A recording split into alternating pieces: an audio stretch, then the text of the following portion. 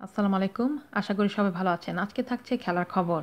এবার মুখ খুললেন সাকিবের স্ত্রী শিশির। চারদিকে চলছে সাকিব-রিয়াদ বন্দনা। বাদ যাননি সাকিবের স্ত্রী শিশিরও। নিজের ফেসবুক পেজে প্রিয় মানুষটিকে বসিয়েছেন সেরার আসনে। চ্যাম্পিয়ন্স ট্রফিতে নিজেদের টিকে থাকার লড়াইয়ে নিউজিল্যান্ডকে ৫ উইকেটে পরাজিত করে ইতিহাস গড়ল লাল সবুজের বাংলাদেশ। টাইগারদের এই জয়ের দুই কারিগর মাহমুদুল্লাহ রিয়াদ এবং সাকিব আল হাসান।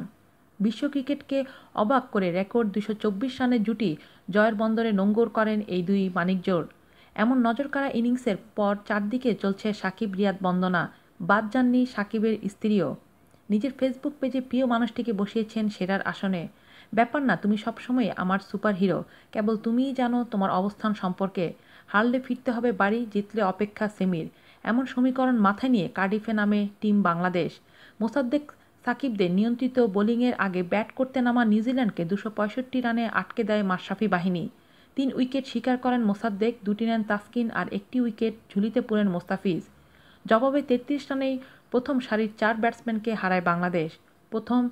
পঞ্চম উইকেটে মহাবিপদে পড়া বাংলাদেশকে এগিয়ে নেওয়ার দায়িত্ব কাঁধে নেন সাকিব-রিয়াদ।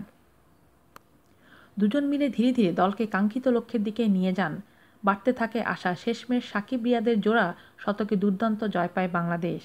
আজ এ পর্যন্তই, ভালো থাকবেন। আল্লাহ হাফেজ।